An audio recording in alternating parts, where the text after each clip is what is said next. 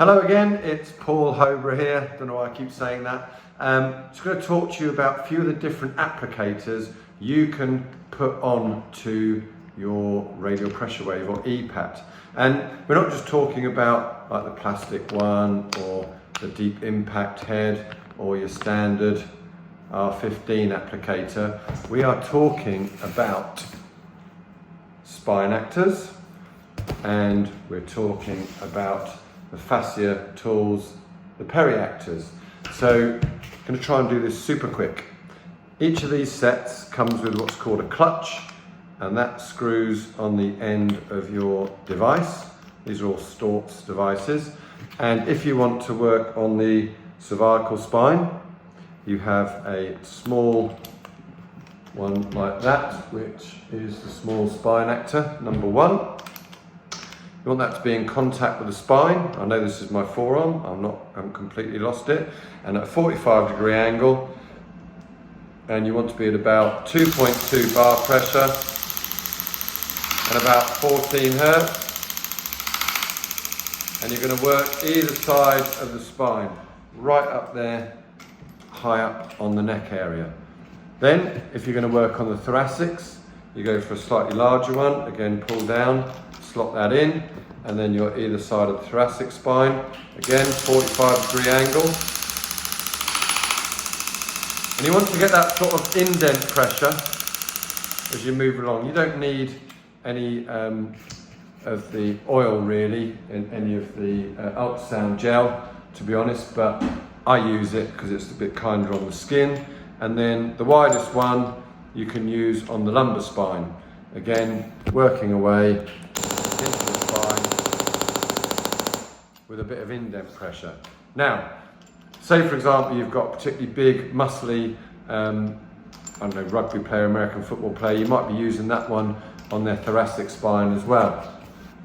Now the same clutch can be used for all of these different fascia. This one they call the knuckle. Very good when you're getting into deep tissue. We could actually use this on the forearm. We could use this either side of the spine. We could use this into the QL. We could use this down the middle of your rec fem, down the middle of the calf muscle. Same sort of thing, 45-degree angle. And you're using that, and that's really good at releasing fascia. Then, if you come across a real trigger point, then you've got one that you can actually use specifically on the trigger point, and that's really effective. This one, the scraper, very good for large areas of muscle, so going up and down the thigh, up and down the forearm tissue here.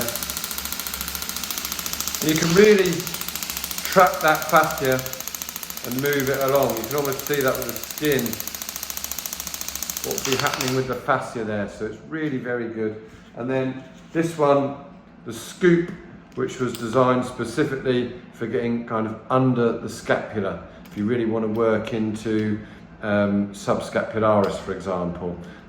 Again, a nice tool, not the one that I use the most, in fairness, but they come in those nice presentation boxes. Now I use these a lot when I'm working with muscle pain and stuff like that. Look at my quirky thumbs from years of manual therapy.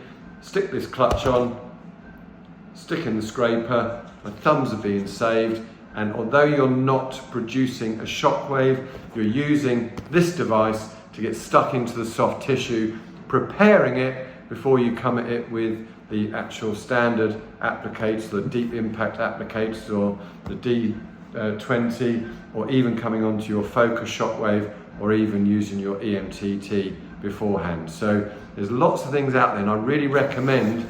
They're beautiful looking kits in these silver boxes, kept nice and neat there for you. Sit on the little shelf underneath your RPW machine. I think they're a wonderful addition to your therapeutic arsenal, and if you haven't got one, I suggest you look into getting one from your supplier. By the way, I don't make a diddly squat out of suggesting this. This is purely because I enjoy working with them. All right, I hope that's helpful.